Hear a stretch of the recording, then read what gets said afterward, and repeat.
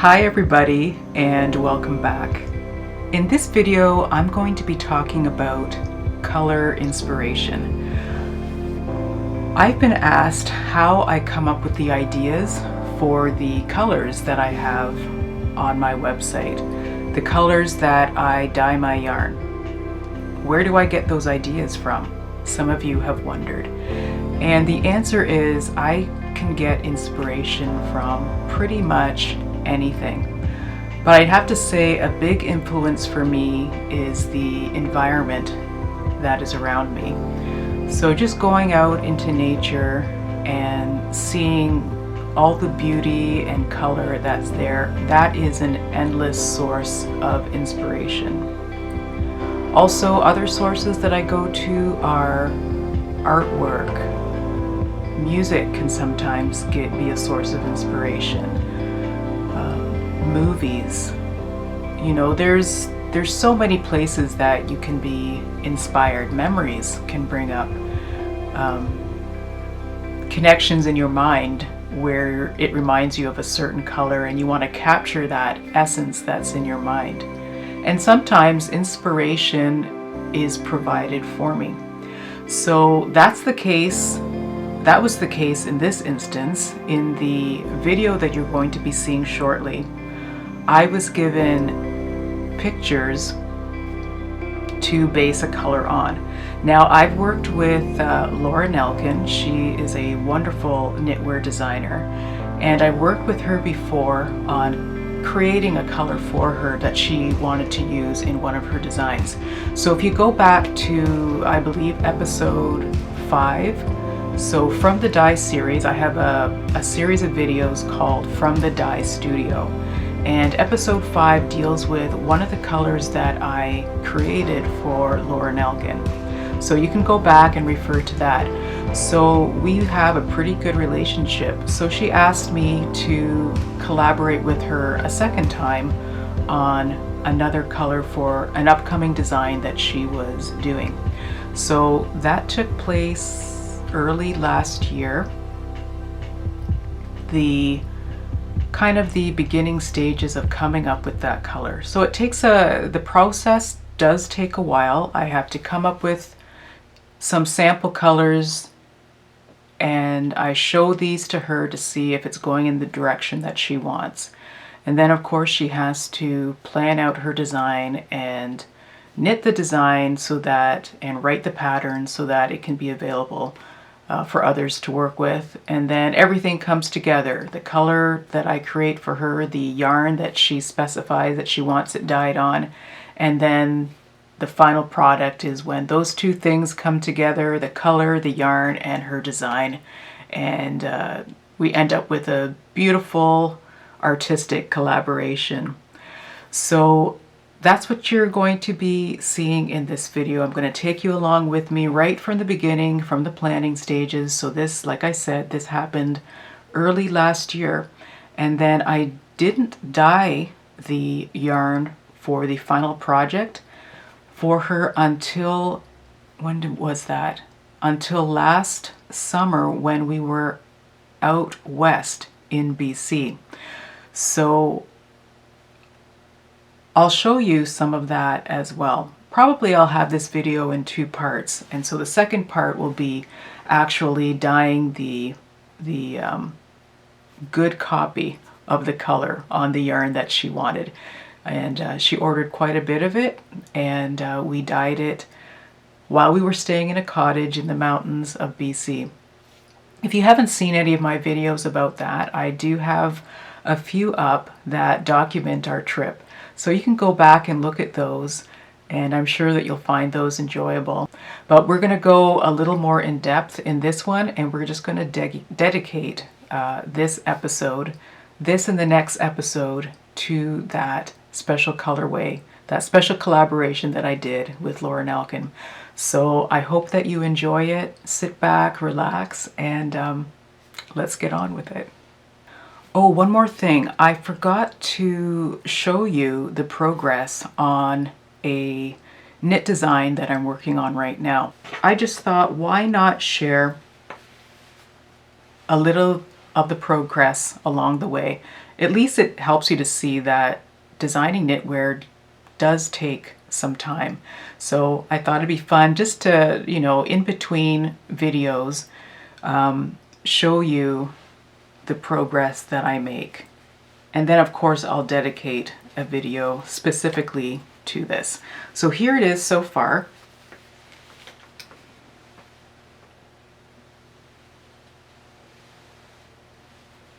It's pretty big. Arms are stretched as wide as they can go, and I'm still not touching each end of this shawl, and I've probably got about maybe another 30 inches to go on it. It's a really fun, easy knit that you can just relax to and take your mind off any worries that you have. It's just a really pleasant project to work on. So enough about that, because eventually I will be doing a video that really goes in depth about the design process, you know, how I came up with the idea, you know, in the technical things too, like the math that's involved in designing a shawl, things like that. I'm going to really share those things with you, and I look forward to doing that. But I just wanted to pop in quickly and show you what I had so far, and what will be coming in the future as far as sharing my design work with you.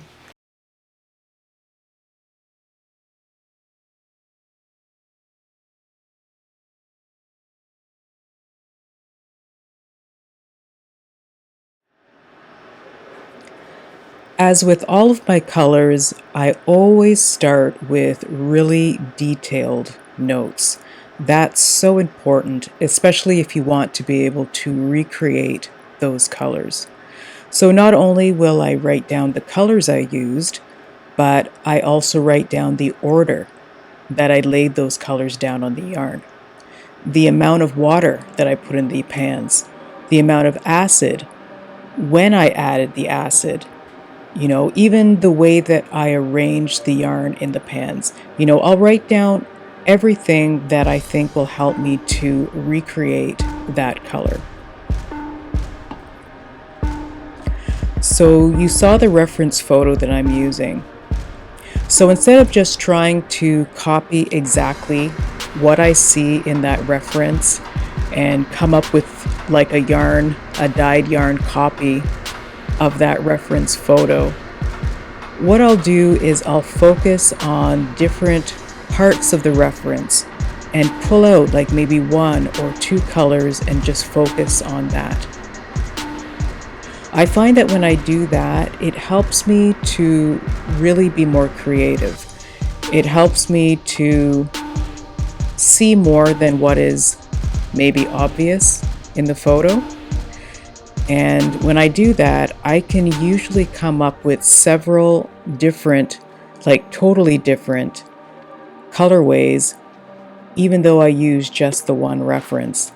And often, because it forces me to look at that photo in different ways and pull out different possibilities, usually I can come up with colors that, or color combinations that are more unique and maybe not that obvious. And usually those are the most interesting colors.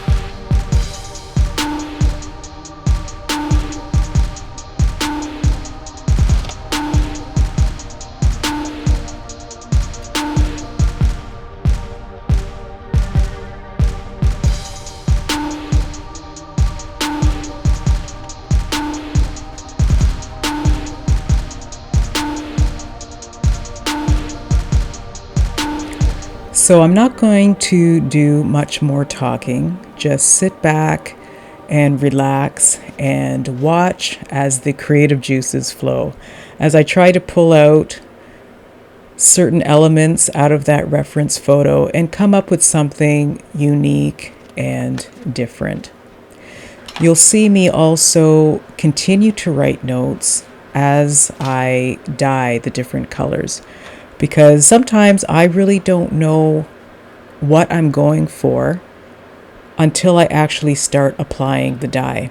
And because, the dye is unpredictable, I never know really what's going to happen until I just dive right in and start applying color.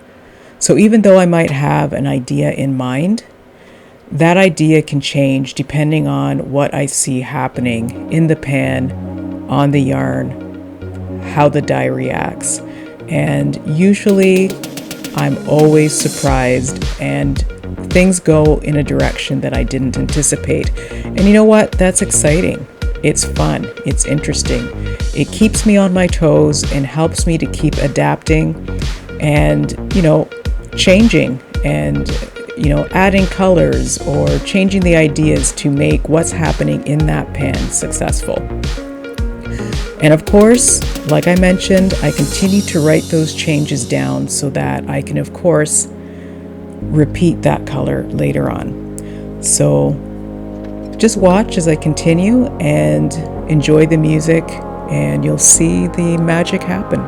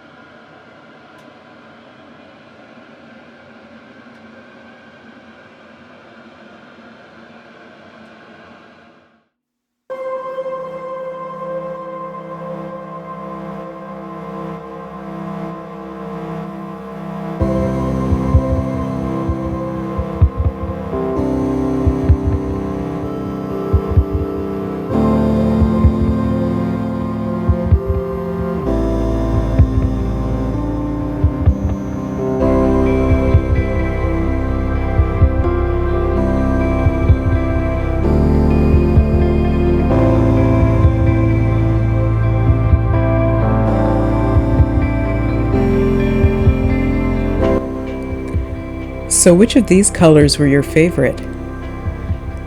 I know for sure that there were some colors that definitely spoke to me and I just fell in love with. What color do you think Laura chose? I'll give you a hint. She actually chose 2 colors. So I'd really be interested to hear what you have to say about these colors in the comments. Please let me know which colors that you liked, which ones were your favorite, and also Tell me your guesses for the 2 colors that Laura chose. Be really interesting to see how many of you come close or get it right. So again, as always, I wanted to say thank you for watching this video. It means a lot, especially when I read your comments and you tell me how much you enjoy the videos, you enjoy the content, you enjoy what you're learning. And a comment that I get a lot is just how relaxing you find the videos. In fact, how relaxing you find my voice, which I think is very interesting. And that makes me feel good because that's really the intent of these videos.